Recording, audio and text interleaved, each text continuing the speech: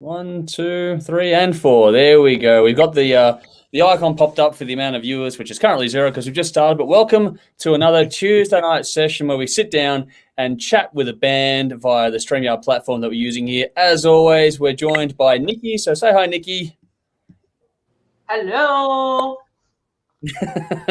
And this week, very excited tonight. Yes, you're excited. We have the great pleasure of chatting once again to a good friend of ours, in Chris the Melko from Orpheus Omega and also Monolith Studios. How are you going, man? Hey. I'm doing well. Thank you guys so much for having me. It's always a pleasure chatting to you. Always love having you on. So it's good to catch up once again. I think the last time we caught up was in April 2019. That's how far back it goes. Yeah. Time flies for everyone around it. It does. Yeah. We're going to lot to talk about tonight. Obviously, we'll go through the usual things where Nikki will have most of the running of the questions, and I'll pop in here and there with the audience interaction and some random questions of my own. So for those of you that want to get involved or have anything you want to ask, get in the comments, whatever platform you're on, and let us know how you go. For those on Instagram, you can't comment on the post, I don't think. If you do, I can't see it. So yeah, maybe jump into, if you're watching on Instagram and you want to make a comment, maybe jump into one of the other platforms on either Twitter, YouTube, or Facebook. Take your pick in that regard. We'll be adding Twitch in the future, just not today. Just coming up quickly, Autism. So Keith from Autism has jumped in to say yo, so he's always here as well. Thanks for jumping in. And our good friend Jimmy, we all have a lot of love for Jimmy. He says, someone tell Chris I love him. So there you go. The love is already beginning. Here we go. All right, without any further ado, Nikki, it's over to you. Well, tonight is a big night of things I can't pronounce. So, Chris, we're going to start with you. Trust me, in these questions, so many things I cannot pronounce. Is it Thelmelco or Thelmco? Just Thelmelco. God damn it. All right, I owe $10, Andrew. Welcome. I'm so excited that you're here tonight. Fucking beyond pumped to be talking to you, sir. I've wanted this for a very long time. Later on, I'm going to explain why, Chris, you are one of the reasons I had one of the best weekends of my life ever. That will come out later tonight, so thank you. It's not as dodgy as it sounds, kids. So for anyone who might not be across the wonder that is you and the band you founded and are very much a part of, could you give the people at home a description on who you are, who Orpheus Omega are, and a little bit of who I are? What do you do? Sure. I'll go with the humble approach. I play in Orpheus Omega and I the enemy. I started Orpheus Omega 13 years ago and have fronted them that whole time. And I'm surrounded by generally 4 or 5 pretty fantastic people who help basically keep this band going. The way it has this whole time.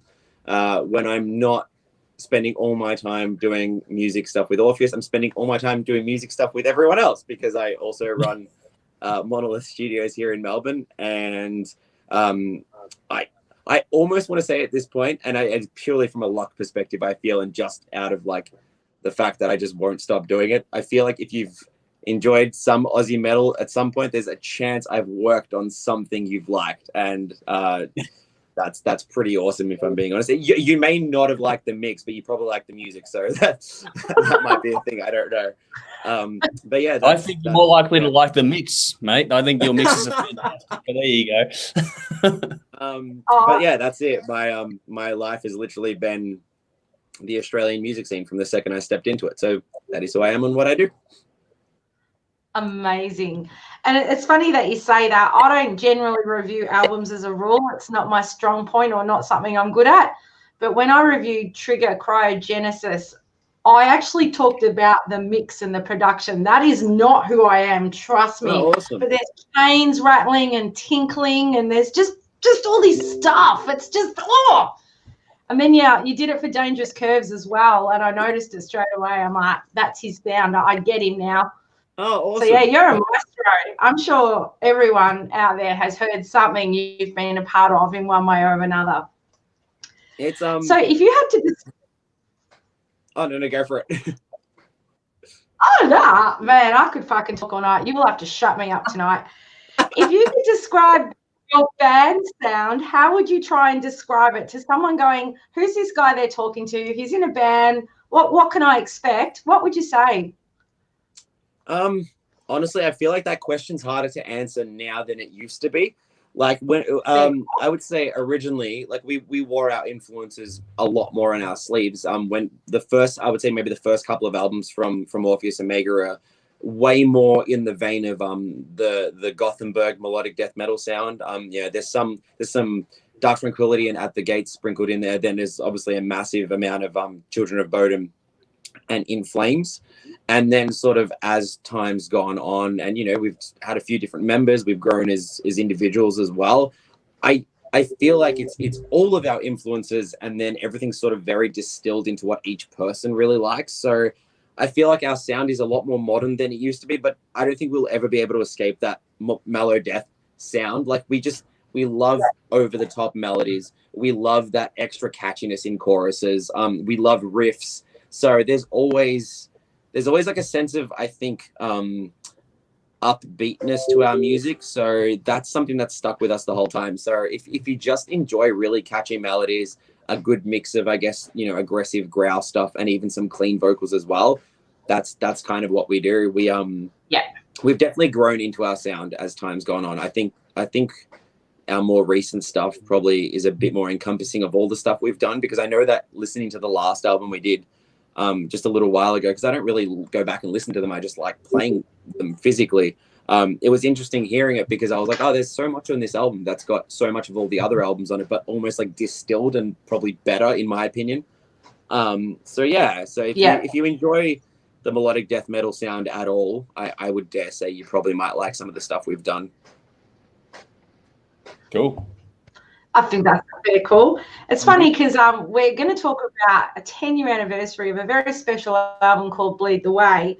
And I revisited it the other day, and I was just like, well, this hasn't aged at all. And whilst it's different to Wear Your Sins, as you said, you can still tell it's you. It's not like they're vastly polar opposite as such.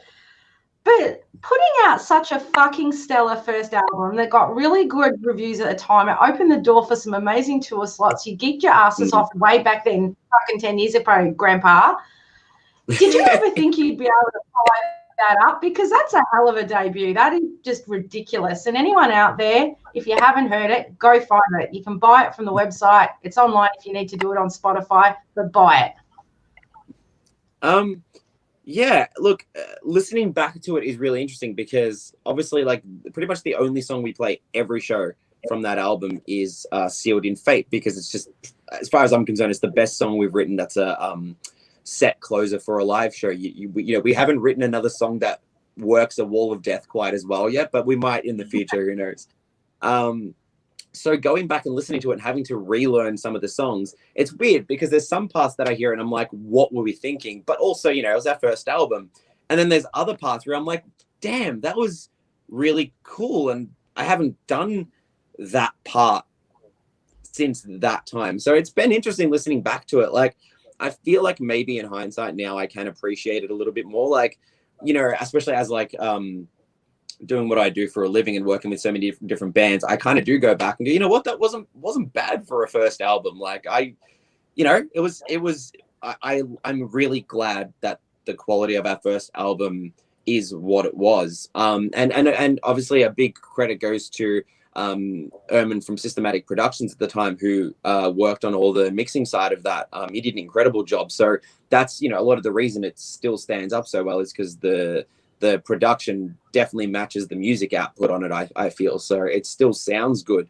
So yeah, it's nice to listen back to it and maybe feeling like it's aged just because of the people we are now, but not so much hearing it and thinking like, oh, it sounds so old or so dated. It still sounds okay. So that was really fun to relearn, I guess, about it, because I hadn't listened to it in a long time. Well, neither had I, to be fair, and I'm just like, fuck me. How do you come out with that as a first album? That's ridiculous. But hey, you got better, if that's even possible. Are you a pain in the ass when you play live shows, right? And we've got a bunch of live shows coming up. Because of what you do yourself for a coin, are you just fucking brutal on sound engineers? Are you like a fucking nightmare, or are you just like lovely? Well, we have a dedicated sound guy. And so big, massive shout out to Gary Kilby, who's like been one of my best mates since high school. And I would argue is easily one of the best sound engineers in the country. He's way more salty and cynical than I am. So I reckon I'm a sweetheart comparatively. So I don't know. I think like, I mean, I am obviously going to be picky about live sound stuff, but it's because it's when I want to enjoy the bands I'm watching. Like I will sometimes go to a gig and, you know, sometimes it's like, I also have to be like, oh, the venue is defeating this sound engineer anyway. You can't make every room sound good, but I do get a bit, you know, uppity when I'm at like a really nice venue with a good rig and this, you can just tell the sound person either doesn't care about the band on stage or they just don't care about the set. They're just like, yeah, whatever, I'm here for the night. That sucks, but that's with any job really. But no, I don't think I'm that picky. I rather go to a show that sounds okay and the band's really good than to go to a really good sounding gig and I'm bored out of my fucking head. So, sorry for the swearing. No, swear all you like, mate. It's all good. I'm pretty sure I opened that door very early in this one. So you've got some shows coming up. We are definitely celebrating 10 years of Bleed the Way, and why would you not celebrate that? But you're also working with a bunch of crazy cats called Triple Kill. I don't know who's crazier, you or them. So how did this come about? Because not only are you touring with them, but you've actually recorded the EP with them. Like, this is a solid collaboration, and it's not something you see, you know, 6 songs, 3 by this band, 3 by that band, and let's tour it together. So who was drunk? Who came up with that? Funnily enough, it was the most like anti-cover person in our band who came up with it. It was actually Joel's suggestion. Wow. And I think that should have been the indication he was on his last legs in the band, because it's like you don't just make suggestions like that every day. But yeah, we've played Prisoner of Society before because we love The Living End. As far as I'm concerned, like top 3 Aussie bands ever. Like that's my opinion on the matter. But because we had Joel, you know, Triple Kill do their covers really well, and Joel was like, why don't we just do an EP like for fun? And look, not just because I love the dudes as friends, but for me, Triple Kill are probably one of my favorite bands in the country. Like easily, they're just, I think they're so fun and they're so good at what they do that every time they write a new song or they have something else out, it makes me have to push harder, because I'm like, man, if I was doing what they were doing, you know, like they're so smart, they're so genuine, and like there's no one else who would have rather have done it with. So when we said it to them, it was a no-brainer. Everyone was just like, done. You know, it wasn't even like a discussion. It was just how and when. So that was it really. Like it was just it was brought up in a conversation, and then it became a sick. So when are we doing this? And then when we discussed doing the 10-year anniversary for Bleed the Way, there was no one else we were going to ask to support. Like, you know, and as far as I'm concerned, they're not even supporting. We're sharing this tour with them. There's, you know, like, you know, we stand side by side with those boys. Absolutely. So yeah, it was a no brainer for us. And if it was going to be the first time back in like 20 months, then like we wanted to make sure it was going to be fun. And I don't think you can't have the sentence fun without Triple Kill in it. So that's. Oh, couldn't agree more. Like, not only talented, funny, engaging on stage, fucking nice human beings too. Oh, yeah. Actually nice people off stage. Like, all right then. Yeah. It's probably going to be a big AVO for you guys. We'll talk about Frankston later on for you guys, but you're probably both banned from coming near me, or I'm banned from going near either of your bands. All right, so we did just quickly reference Joel being on the way out. What a beautiful way to see off 13 years in a band. He was a founding member with your good self, and he's literally passing on the torch to another favourite son in Melbourne. Do you want to tell us a little bit about what's going on there? Yeah, absolutely. So for anyone who follows the band and hasn't caught up with the news yet or anything, you know, Joao and I started the band 13 years ago at uni while we were skipping classes. I blame Joao entirely for that one, because I did way better when he left uni. And you know, after leaving uni the first time, Joao went back a few years ago to start a master's, if I'm not mistaken. I think it's a master's in social working, social work and whatnot. And he's pretty much just thrown himself into that career, which is a really noble and pretty wonderful thing to do. And pretty much with that, he's just, decided like that's where his path is, and, his time in Orpheus is at an end. And we just thought, like, this is a really hard one, where do we go from here? Especially with, Joao even is such an important part of the band. And Matt, actually, our drummer, was the one to suggest Luke. And this was after a slew of sort of names that, people that we knew and were good and the rest of it, but we just sort of had to like sort of siphon through like, well, if we ask them, then know this, or if, it was a lot of that. And we kind of couldn't think of anyone. And somehow Luke just never came to our mind. And as soon as Matt said it, we were just like, yeah, we need to ask Luke. So we basically got onto a video call with him and threw the idea out there. And, he showed up, learned a whole bunch of songs by ear, which is ridiculous because like, that's just silly. And yeah, pretty much after a couple of cracks, it was just like a glove. Like everything just felt perfect. And after working out the logistics of this tour being Joao's last, it was actually Luke's idea to jump on board to join us for the tour as well, which means he's, gone and learnt like 20 songs in the space of like a month or so. And yeah, that's this sort of natural relay / handover sort of thing is happening across the tour. And I'm not promising I'm not going to cry, throwing that out there from now. There's absolutely no, like, I know full well the kind of person I am. I'm going to be like 2 songs in. I'm just going to like look over at Joao and Luke and just be in like tears and be like, there's onions on stage. It's fine. But yeah, I can't think of a better way for it to have worked out. So Joao gets his last tour. Luke gets to, join him on stage for the shows. Yeah, I'm really looking forward to it. It's going to be pretty special. And to be able to do it at a hometown show that's sold out is pretty special. Mm. Sold out twice. It's sold out, and then we've got capacity increase. Sold out again. Yeah, you fucking did. Sorry, I wasn't expecting it, to be honest. Yeah. What were you saying? What were you saying, Chris? Go on. I wasn't. I guess maybe because it's been so long between shows and massive thanks to Destroy All Lines, because like I would not have been able to put it together on my own. I think I've just forgotten how to gig at this point.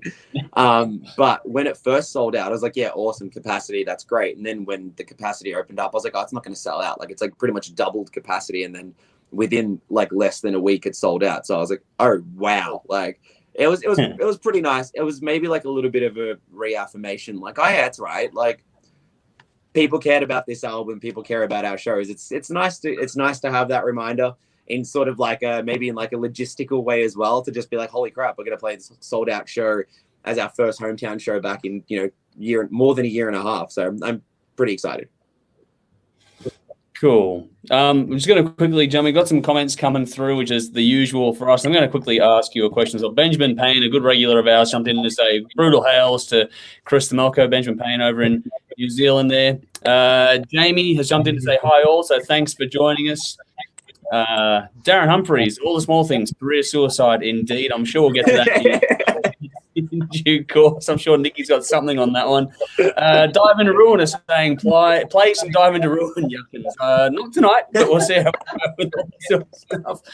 And Benjamin's also got a few here. Nicky, you band stalker, yes, and that is Nicky to a B. What else have we got here? So, because Benjamin always has a problem with the subtitles. He's going, Andrew has a big eye and the number 10 on his face, and you've been completely covered in subtitles the whole time, Chris. So, there we go. But so he's followed up with, stop talking for a minute so I can see you. Maybe watch this back on repeat later on, then you get all the viewing pleasure that you might want out of that. The lighting's not great here either, so you're not missing too much at the moment. I'm not wearing my makeup, I'm sorry. So I think the subtitles are probably a step up at the moment. I did just want to quickly ask, because it's such a momentous occasion and it is your first time on stage in 20 months, so it's a while between drinks. How are the nerves going leading up into this tour and the series of shows? I remember playing to what was it, like nearly 2,000 people with Trivium at the Roundhouse in Sydney, and I was nothing but confident and wasn't even short of a single breath. I am shitting myself for this weekend. Yeah. It's not surprising. Like, I'm so excited. We all are, but like, I mean, it's going to be awesome, but the nerves are like that excited nerves, and I haven't had that in quite a while. I've always been excited for shows, and I feel like we've become quite a fairly fine-tuned unit as a band with how we approach our live shows. It's very business, before and after, it's very business. As soon as we're on stage, it's all there, this time around, it's been so long that we're kind of like, oh, something's gonna go wrong, but whatever. Like it's a little bit like scary because of that, but also fun because it's just like something going wrong means there's a gig happening. So it's like I'm looking forward to that aspect of it too, but definitely very nervous. But I'm pretty sure like the second we hit the first note, it's just gonna be like, oh yeah, I know this. So yeah, absolutely. You'll smash it. If you're nervous, Yep. it means you care. That's how I look Yeah. at things. If I get nervous before something, it means it's because I'm passionate and I care about it. Yeah. Do you absolutely. know, Chris, a wise man once said, and I'm going to quote someone here, a wise man once said, you can't find something until you've lost it. That's a real. Oh, I'm getting blank looks. Do you know where I'm coming from? That wise man was Chris. I stalked your bio on the web page, and that was a quote from yourself. This goes to show how long I haven't updated my Facebook because I agreed and was like, yeah, that's a really good point. To be fair, it really did apply to for me personally. I'm sure a lot of people too, because not having gigs for a year, but I was getting pretty burnt out last year, and trying to get ready for the Download Festival, for example, was so relentless, and with work and everything. Once everything sort of shut down, I was kind of a little relieved. It was just like I just put the guitar off to the side. I tended to some stuff in my life that really needed some addressing, even some injury-based stuff that I had to work on, which was really good actually.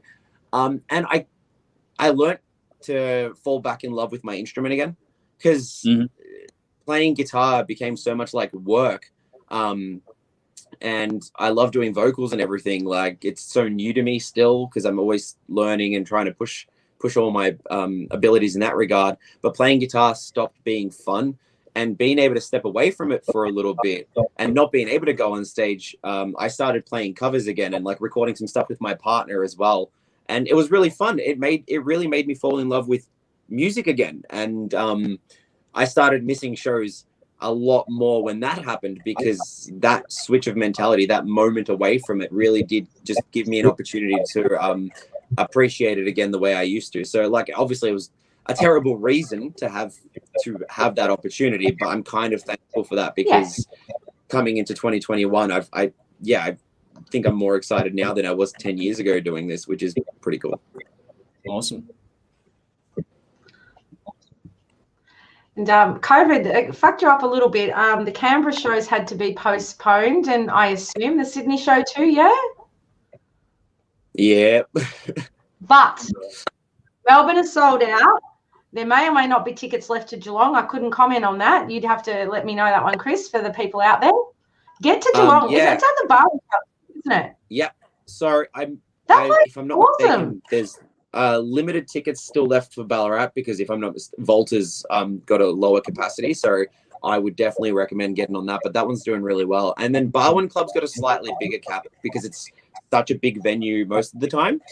So I think that one's going to be good anyway, because like anyone walking up and who wants to go to the gig that night who may have missed it at least would, I hope, be able to get in as well. And it's been a while since we've played both. We haven't played either of them since the Omnium Gatherum tour we did for our album tour. So it's been a while. What a perfect segue. I did say at the start of this that you are responsible for one of the greatest weekends of my life, and I will explain a little bit about that. So, this is signed. I love it. It actually is framed, and it's on my living room wall, and only the best get on my living room wall. Let me give you the hot tip. Right. On the Gathering tour, my beautiful friend Wayne and we went down to Geelong. I never even bothered going home. It was just amazing. And then we saw you the following night at the Corner in Richmond. And, oh, my God, both shows, the whole fucking experience event was incredible. Like, it was truly one of the best weekends of my life ever. And I mean that sincerely. It was just epic. You have played with some amazing people. And this is what I was going to say earlier. And this is where I can't pronounce shit. So you've been on tour with Omnium Gatherum, Alstorm, Elevati, Amon Amarth, Children of Bottom, Trivium, I think you said before. Like, is there anyone that you've played with and you just go, holy fuck, how did I land that? Did that seriously happen? Oh yeah, like I'm legitimately one band away from like proper bucket list. And that's not to assume you ever get to the bucket list. The fact that there's probably like 20 bands I've played with that when I started, I was just like, I would never think to play with any of them. And even more, the fact that I'm friends with some of them now is I still have to pinch myself, because we'll be chatting at band prac and, I'll be like, oh, I was talking to X person the other day, just because of a conversation.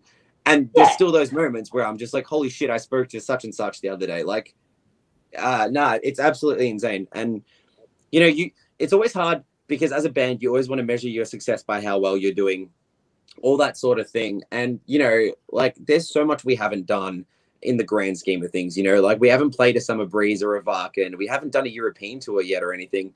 And yet we've played with some of our favorite bands, our biggest influences, become friends with so many bands that have shaped us, not only as musicians, but as people, it is properly mind blowing to look back at that and just be like, we've done so much more than we ever imagined we could in the time we have, and yet there's still so much that we imagine we can do. So it's pretty amazing. And you talk about the Omnium Gathering tour, for example, it was like touring with family. Like we spent was it 5 or 6 days in Japan with them prior to the Australian tour. We already knew Marcus because of Insomnium, and we're already friends, which is how that all came together. Anyway, the first night in Japan, everyone was like, let's go out and do some drinks and dinner and whatever. And like within an hour of being together, Marcus and I were literally standing like at one end of the bar looking over at basically all the Omnium dudes and all the Orpheus dudes, like basically hugging and all over each other and drinking. It was like,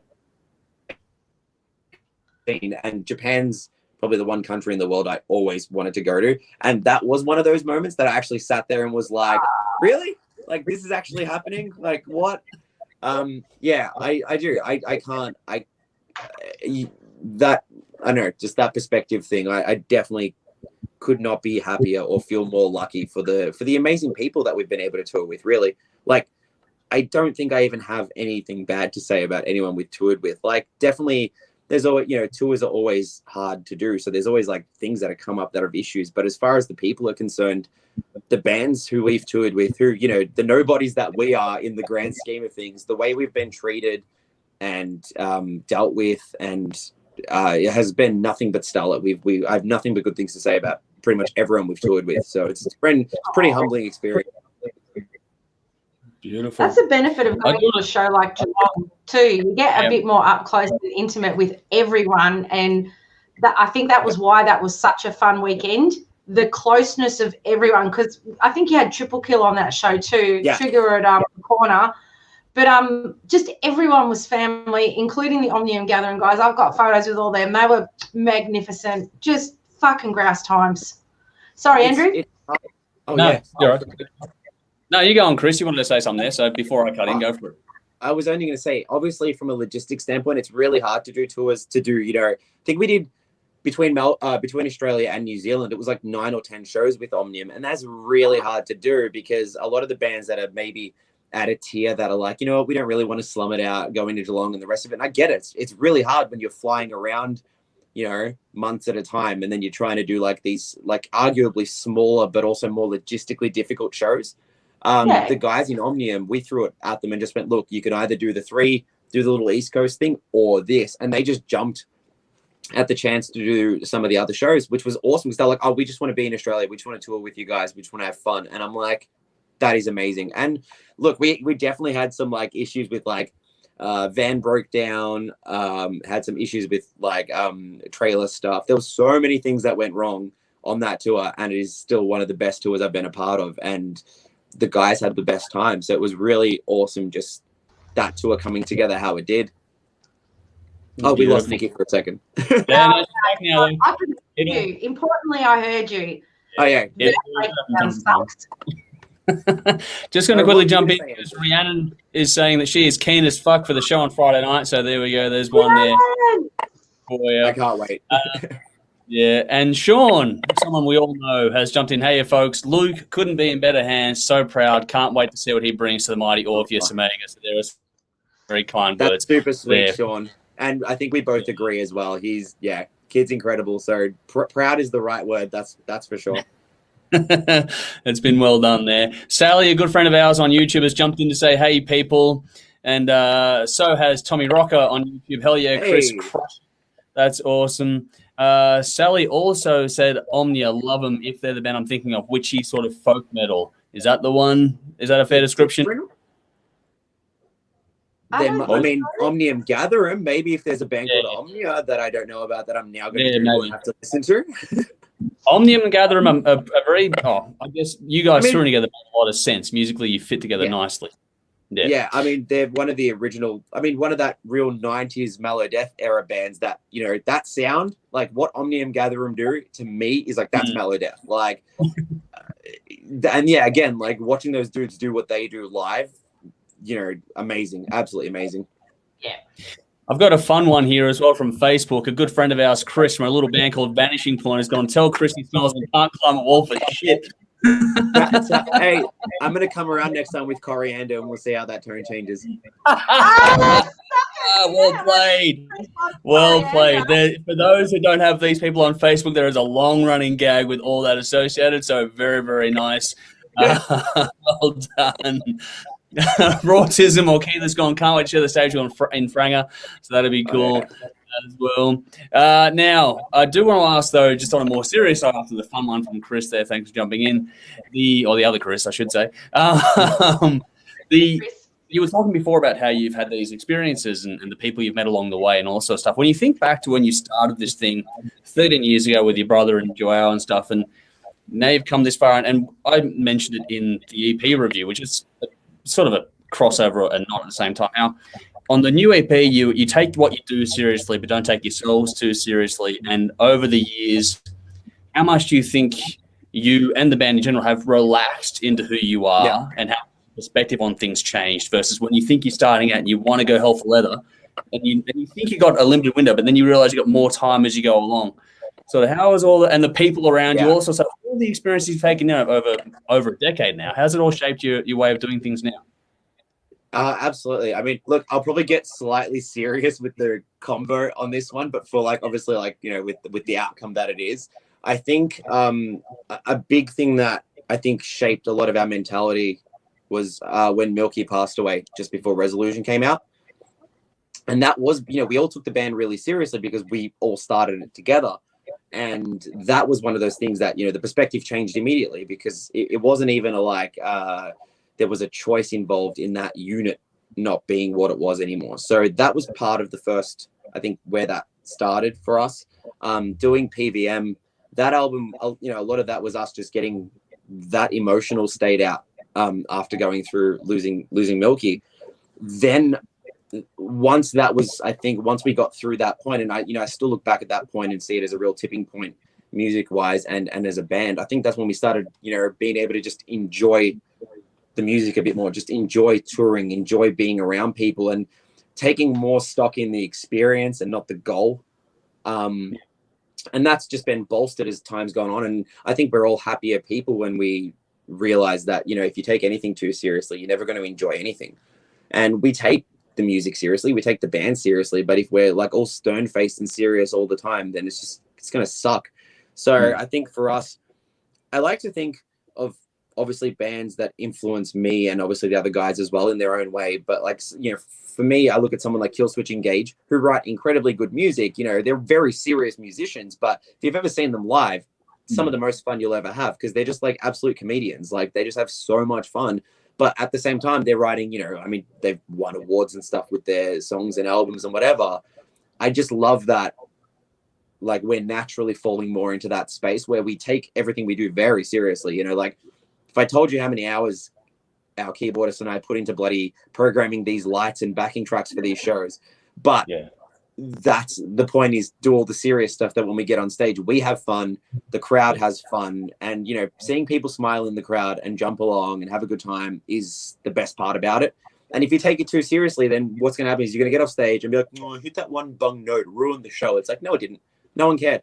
It wasn't important. People having a good time is important. People, like you just said, Nikki, and it means the world to me to hear it, but you making that point about having that weekend with the Omnium shows be so awesome. It's I know full well how bad I played that Geelong show because I wasn't feeling very well. And not like you didn't, that meant nothing to you. And that's so important to remember, because that's not important. What's important is you had the best time. It was an awesome show and the weekend was awesome. And that's, you know, I learned that more and more. And I hate to say it this way, but as I get older, I learn that more. Yeah. It happens to all of us, mate. Don't worry about that. Yeah. That's crazy. I've got so many photos that I took of you that night on stage. It's like I never would have known you were off. Never showed. Nah, that's all that matters. Wow. No one knew. The card was up. It was fine. Crazy. I love that bloody keytar thing too. Seriously. Oh, so good. Kez has decided to go back to a full-size keytar because I think the keytar was actually ruining his back a little bit. Oh, yeah. It was pretty wicked though. He's a very active person on stage, so I think, you know, maybe a few too many years swinging around a whatever it is, 8 kilo. Yeah. But he's I think with the new album as well and some of the stuff in the more recent music, he's way more like, I want to be able to like play the parts correctly and all the bits, and then when I'm having fun, you know, he'll run around and do his thing. But it's he's eased into that again, like easing into that role of like the balance of like, I want to play the songs properly when I'm playing them. I want to have fun when I'm having fun. So yeah, absolutely to that point for sure. And the keytar was heaps of fun. Definitely not the most practical thing though. So once you finish this run of shows, we've got the EP, and you can only buy the EP at these shows. So for diehard fans, you need to get to the show to get the actual hard copy of the EP. Keefe mentioned it before. Later on in the year, you've got a gig coming up. Are we allowed to talk about that? Yeah, absolutely. We just haven't really had a massive chance to talk about it because we've been trying to deal with all of this tour stuff. Something else to promote at the moment. So exciting. Well, so September 4th in Frankston. Woohoo! Oh, man. I love Frankston from a gigging perspective. So I can't wait to come back to Frankston. I'm fucking losing my mind already. And it is for charity, so it's going to be a really good gig. You'll have to forgive me, my brain is not there right now, but the list of the bands on that gig is freaking awesome. Orpheus Omega, Witch Grinder, Triple Kill, Full Tone Generator, 8 Count, Desert Kingdom, The Krugers, Rautism, Devil Monkey, Quaid, and Kamikaze Nights. MS is BS. Yeah, sorry. I mean, I think I am looking forward to like when these shows are done to actually properly promote and bring some focus to that gig, because I do love doing the charity gigs when we can do them. It's not always possible, but thankfully this one worked out like time frame wise and stuff, and it's a really good cause. So really looking forward to doing that one too. And you know, we get to change up the set list a bit too because we're not doing the Bleed the Way stuff. So it'll be fun to maybe, you know, bring some oldies back, put some new ones in, see how we go. Nice. I have to ask the cheeky question because, you know, I wouldn't be a fan if I didn't. And it's a bit cheeky to ask because you've obviously got a lot going on at the moment. But is there new music cooking? Original new music cooking? Yeah, I've gotten so past the point of being flippant with this. We've definitely got new music coming. I will be honest though, I don't know when, because the music's done. It's partially in the recording process and all that at the moment. Had to take a bit of a break from it because of the tour and the rest of it, and you know, band member changes and all that.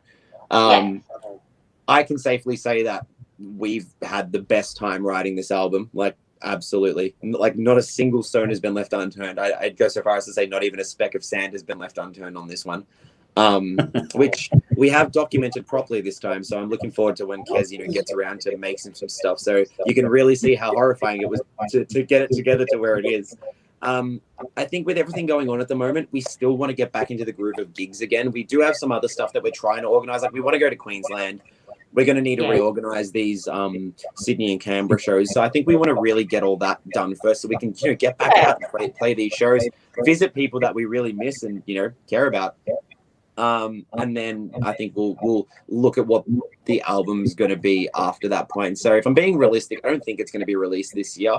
And I normally that would stress me out because it's like, oh, the last one was, you know, 2019 or whatever it was, and whereas now I'm like, nah, I'm like, it's going to be good, it's going to be worth it, and we're not going to half-ass it. So like, we've got gigs to do, the world's still in a weird spot, and when the album's out, it'll come out at the right time. So yes, there is new music, and I actually think it's probably the best stuff we've ever written, so I'm excited. When it comes to that, I know a mixer. I can put you onto this really awesome guy. He'll make it sound fucking magic. I wouldn't mind the help, to be honest. I hate mixing our stuff. You idiot. How hard is that? Just on that, how hard is that to mix yourself? Because you got to take your entire sense of self out of it while you're doing it. That's a challenge. Yeah. I don't enjoy it. I'll be completely honest. But I feel like because I don't enjoy it, there is a sense of achievement to it.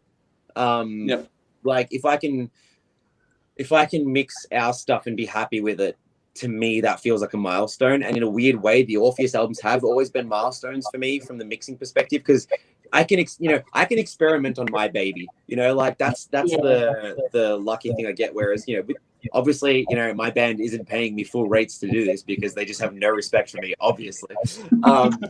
And so the flip side is I get to do what I want with it from a producer perspective, which it affords me time to try things I don't get to do with everyone else. Not everyone has the budget and time to try all the things I get to do.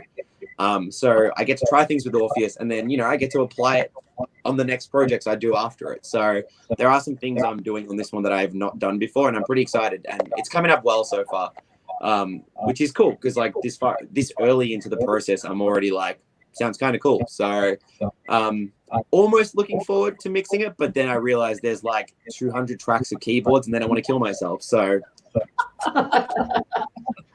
just on that, a good friend of ours, Nudes, has jumped in to say, Keita, love some wah-wah knee action. Good friend of ours, Nudes. I'm glad you're here with us again tonight. Sorry, Nikki, go on over you. Oh, that's okay.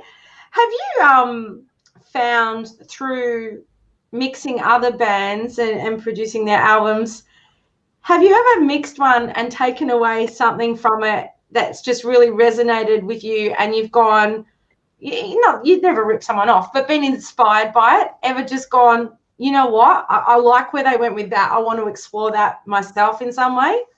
Almost every time. Okay. I genuinely believe that what I do for work keeps me inspired to do what I do musically. I'm sort of at the point where I don't hear that many new bands from overseas that I'm excited about. There are just certain things in the genres I like that I'm not really resonating with. Whereas I'll work with bands from Australia who are doing things, and I think it is partially because we have such a rich, like a genuinely rich and diverse music scene that everyone is taking ideas from bands that they don't even share a remote genre with because we're all stuck on this island together, and it's awesome. Like, there's things that the Dangerous Curves dudes have done that I'm like, I'm stealing that. That's sick. Like, and then the flip side is I also get to take that into the other projects I do. So, if you look back and you think about like the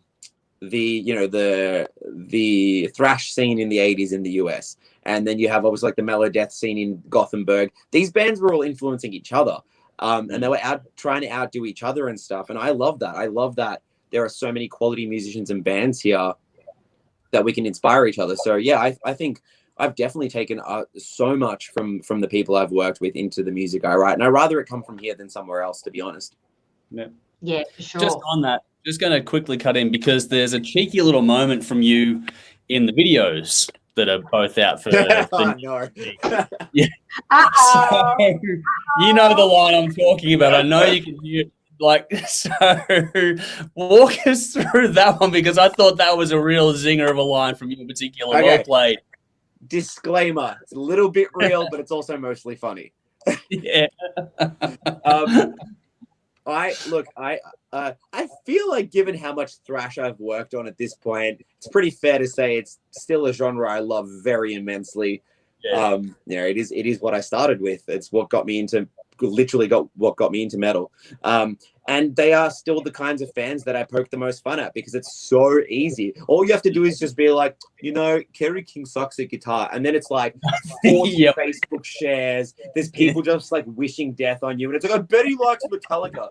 So Connor thought it would be really funny if I ragged on recording thrash bands in the video clip. Yeah.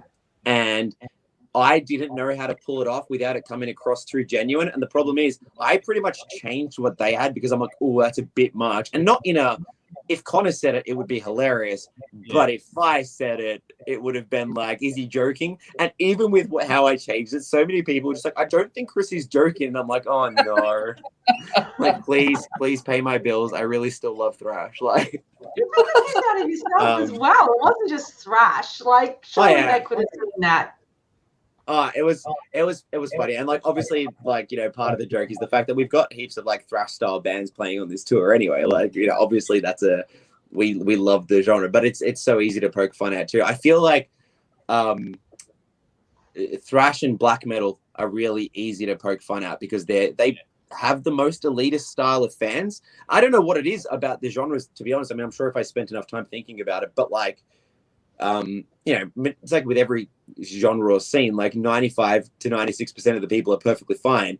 But you have that small little contingent who are just like, if you're not playing Slayer style thrash, you're not thrash. You know what I mean? So it's like, I love poking fun at that. And given how like, you know, our thrash scene is pretty littered with awesome bands, you know, like obviously I've been pretty lucky to work with some of the best of them, which is awesome. And they're all, you know, doing their own thing. Like, I'd hardly say that In Malice's Wake is just a thrash band. I'd hardly, like, Desecrator's new stuff almost has, like, rock elements to it. And, you know, everyone does their own thing. And that's why it's awesome, you know, like, but the kind of fans who love those bands are weirdly protective of a genre they haven't noticed has moved on. Like, they still think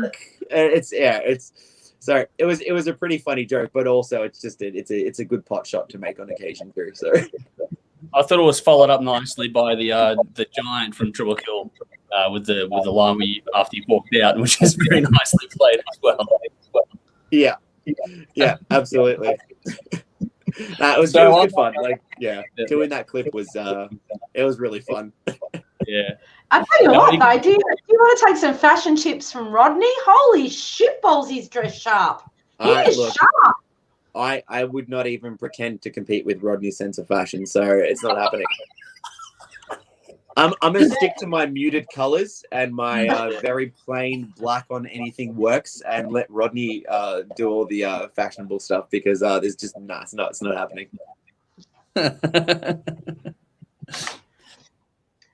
Okay.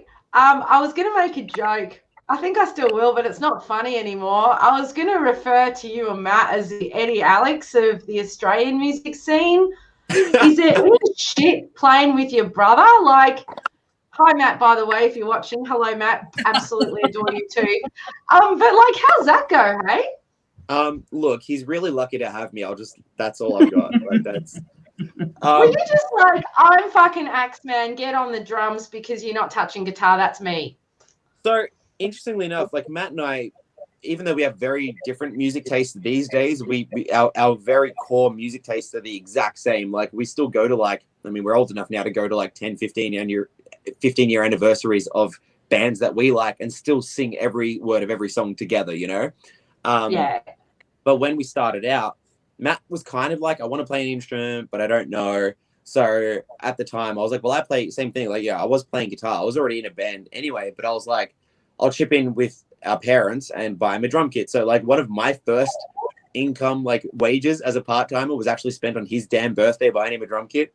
So, you know, if you ever have anything to say that's nice about Matt, just remember this guy.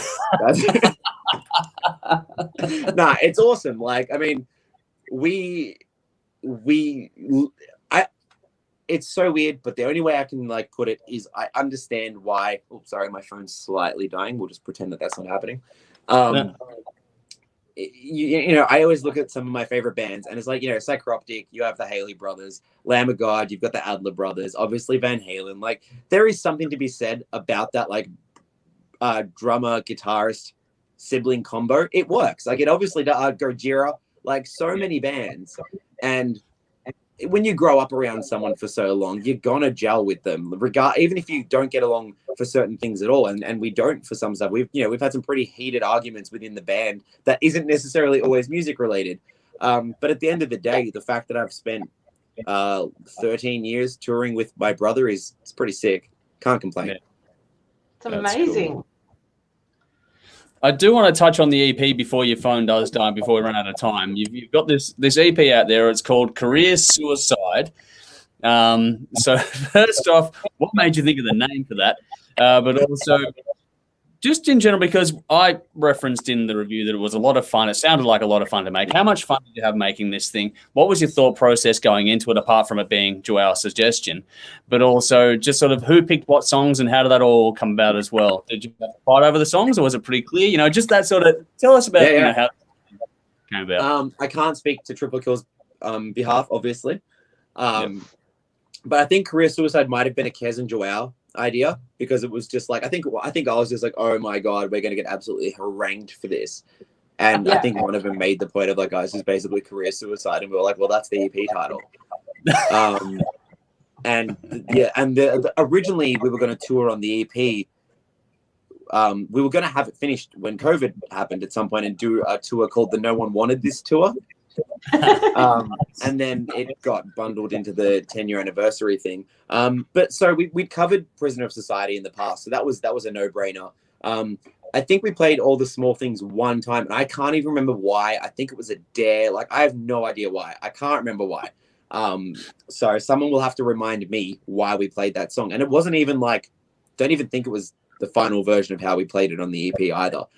So we were like, I mean, come on, if you're going to do a pop punk covers EP. And I'm a huge Green Day fan, so I was like, basket case, like enough said, you know?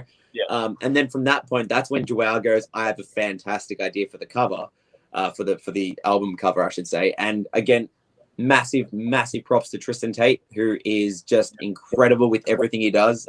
He's never done anything that I haven't just fallen absolutely in love with. So, you know, for anyone who hasn't cottoned on, because there were a few comments on the page which I thought were a little bit funny, it is indeed effectively a satirical take on the cover of Green Day's Dookie, which is one of the best pop punk albums of all time. It's all of us dying via different means, but done in the style of the Dookie cover. And Tristan showed us the first draft. I was like in stitches, like I was like properly in tears. Like there was, and again, so many little Easter eggs the longer you stare at it. Like I'd even noticed in the corner that Matt was going to die, because I think Mackie's like got a fishing rod with bananas hanging off it outside of like a 5-story building. And it's like Matt trying to hang out to reach it. And I'm like, it's just like little nuance. We didn't tell him what to put on it. He just did it all himself. And I was just like literally like in tears when I saw it. It was fun. There was like not a moment of it that wasn't fun. And that was the whole point. The idea wasn't to take it too seriously. And I think you reached on a point of saying like, oh, it's not as polished as some of our other stuff. And it was like, yeah, it was kind of hard to keep it to that point, because that's the part in the mix where I go, it's about 80% done. But I was like, it has to stop here. Otherwise, it's going to be like, you know, so try to keep as much natural drum kit as possible. You know, like the guitars, we didn't reamp a lot of the guitars. We went straight into the amps. Not going to lie, probably wouldn't do that again. It was a freaking nightmare. But a lot of stuff that we wouldn't normally do just to try to get a little bit of that sound. And it's funny because for me, I was like, yeah, mix sounds good. Plek, who mastered it, who always works on my stuff, did an incredible job. But then when I saw it with the video clips, that's when I went, oh, it does sound right. Like it took the video clip for me to hear it the way it looked, if that makes sense. So when Connor sent the first draft through, I was like so relieved, because I'm like, oh no, it's exactly how it should have been. So yeah, it was fun. It was probably one of the most fun things we've done in the band. And again, just really solidified where we are at as a band, that we're comfortable enough to be like, we're going to cover pop punk stuff as a melodic death metal band. Like, why not? No, well done on that. It's a lot of fun, and the mix is exactly what it needed as well. So yeah, I like the garage touch on that one. It was very nice. Yeah, thanks, man. Really appreciate it. I asked you this off air, but I'll ask it on air because it was a cool story. So everyone else should get to hear it as well. I did ask where you filmed the film clip, and then you told me a little bit more about how quickly that film clip all came together and where it was shot and everything.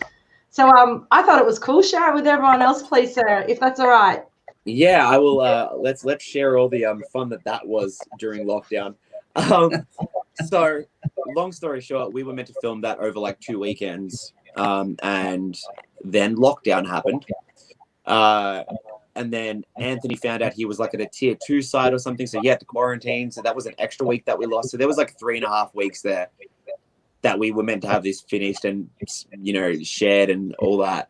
And then we managed to book in DCF Studios in Northcote, which anyone who needs a creative space, can I just recommend them? Because they're just like honestly some of the nicest people we've ever dealt with. Just so, and like a lot of creatives and people who work in that kind of indie industry, just super helpful. Went out of their way to basically help us make it happen. So we went to DCF Studios, shot all of the performance stuff in one day with Triple Kill together. Then a few days later, we went to Ethan's house to do all the narrative stuff. And then a few days after that, Connor had the entire edits finished. It was freaking nuts. Like, he literally was like, all right, I think I'm going to have the first edits done tomorrow. And it was like, we just finished filming. Like, It was nuts. And then we had the videos out by the end of the week because the Spotify release was already teed up. It was nuts. So I can't say enough good things about that coming together. And Chris, who was Connor's filming assistant, on it, just incredible. Like, those guys just were like this, and I was just there like, just tell me what to do because I am useless otherwise. It was one of those things that just kind of happened, and then it was out, and I was like, oh shit, right, okay, cool, that's a thing. It was a bit of a whirlwind, so it was really, really fun. And Chris will be joining us during some of the shows as well to film a whole bunch of backstage behind the scenes stuff as well, which would be really cool. So he can watch us fumble around for the first time in 20 months and watch how disorganized we actually are backstage. It'd be nice to capture that on film too. Like, that's going to be some pretty special moments. You're not going to cry, but some pretty special moments. So it'll be nice to have that. I'm not making promises. Like, I'm bringing an onion just in case. Like, I'm not risking it. The onion. Like, Joel's so understated as well. Like, we've obviously made a big deal of it. He's like, oh, it's no big deal, blah, blah, blah. I'm like, how is it not? Like, stop, but he's that kind of person, he's like, oh, don't fuss, whatever. And it's like, dude, like, we have to. How are we not going to fuss? So it'd be nice to have it on film. It'd be nice to have some, solidified footage and whatnot. And, it could not have been a better show and, like, group of shows to do it in, I don't think. Like, because they're all going to be fun. It's like reliving our first album, playing some stuff off the EP, the covers EP, doing it with Triple Kill. Even, in Melbourne, as just one of the examples that just happened to work out, is it's also in Malice's Wake's 10th anniversary of the Thrashing, which they'll be celebrating. And they're getting Dave Graham and Luke Blasso to come back and play some songs with them, which is just incredible. So it's going to be, I don't know, it's like going to be this like weirdly wholesome Melbourne metal show, like it's going to be really cool. I'm going to feel very old by the end of it, that's for sure. Well, I'm glad it's all getting documented. That's cool. Yeah. I think it's going to be very special, and I think if you missed out on Melbourne, you actually really should consider making the trek to Geelong or Ballarat.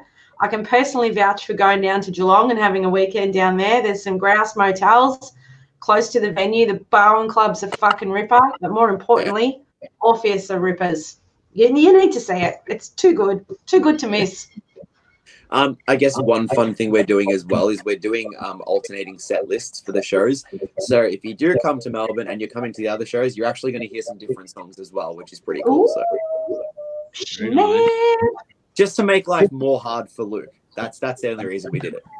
I know. New guy, you don't need to learn all these songs. Oh, and we're switching it up. Yeah. Oh, deep end. We don't do things in half measures. No. You're an Orpheus Omega now, son. Rise to each other. We learn songs on the fly. That's how that works.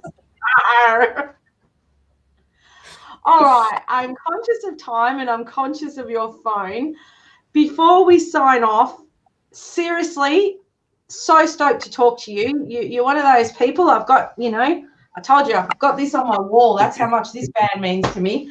You're one of those people I was almost too scared to ask, and then I went, fuck it, going to do it anyway. So thank you very much for spending the time with us tonight. We're so excited for what you're doing, who you've been, where you've come from. It's just beautiful to hand the torch to Luch and absolutely, absolutely honour Joel's time in the band because the guy's a freaking legend. Is there anything you want to share with the guys before I forget to ask? Is there something I should have asked that I might have missed? My brain is mush right now. You've asked more questions and spoken about things I honestly forgot existed. So I really appreciate the trip down memory lane and I really appreciate having the chat with you guys. it means a lot still, you know, again, after COVID and everything, to be able to do this, to be able to go back and play shows again and just still be kicking. It really, really does mean the world. So, and thank you guys for the support. As always, it means a lot. Oh, it's always our pleasure. Is there anything in general you wanted to say to the audience that are tuning in now or later on? Just something you want to say, just even if you want to plug the shows, whatever comes to mind. Look, as much as I'd love to keep plugging our stuff, I'm just going to go say keep supporting the Australian music scene, because honestly, it's one of the best scenes in the world. We have some of the best bands in the world. I mean, even if you don't like them, you can just take Parkway Drive as an example, as a band who's literally come from nothing to headlining VARC and becoming one of the biggest names in metal at the moment. We have some of the best bands in the world. Keep supporting them. And it's because of everyone who goes to these shows, buys the merch, listens to the music, that we get to do this. And we will keep doing it until we're too old and our fingers drop off. So, well, very nicely put there. Yes, that exactly describes pretty much our mission statement here as well. So well put to you, sir. And thank you very much once again for your time. It's always an absolute pleasure talking to you. We always have good catch-ups. It's always a lot of fun. So yeah. Appreciate the time, especially with how busy you've been of late as well. I know it's not easy, but we do appreciate you. It's all good. Anytime. And Nikki, thank you as well to you for doing another one with us. It's always fun on a Tuesday night with you here. Wouldn't be the same without Nikki. So a big thank you to Nikki too for jumping in. And a big thank you to everyone that's jumped in the comments tonight and tuned in even for a minute. It's been fantastic having the audience jump in and getting some fun little comments along the way. So hopefully you've all enjoyed the little presentation tonight. If there's anything you want to know more about, then hit the description or the post wherever you're tuning into this one, because there are all the links you need to follow Orpheus Omega, including a link to the video clip, all the small things as well. Their Spotify profile, all the band's profiles are there. So follow, like, subscribe, all the usual things. Mighty band that is Orpheus Omega. Check out the new EP and get to the tour as well. Do not miss the chance to see these guys live. It's a special send-off and rebirth kind of a tour, I guess, after so many years in things as it is. So best wishes to everything in the future for you, Chris, and to the rest of the band as well. Hopefully everything goes extremely smoothly, and we're looking forward to much more from you as the years go by. Thank you so much, man. Thank you. Beautiful. All right, Nikki, is there anything else you want to add there, or are we done? No, I just thought this tour is a little bit of synergy. This is your own PVM tour. Like, how weird is that? It's like birth, life. It really is, isn't it? It's a PVM tour without actually referencing the album. Crazy, hey? We were obviously ahead of our time 5 years ago with that one. Probably should have saved it for later. You can do a requiem later on. Exactly. There you go. And I think on that one, we will leave it there. Thank you, everyone, for tuning in tonight, and thank you to you two for both of you taking the time on a Tuesday night. Really do appreciate it. It's been an absolute blast. Thanks again. Cool. And now I will do the usual thing for those that have been watching the online stuff for a while. You know that I'll start logging off from the different profiles one by one. So first of all to go is the Instagram profile. That says goodbye for now. Bye. Then next is Twitter. We say goodbye to Twitter. So bye-bye for now. Thanks for tuning in. And next is YouTube. We say goodbye to YouTube next.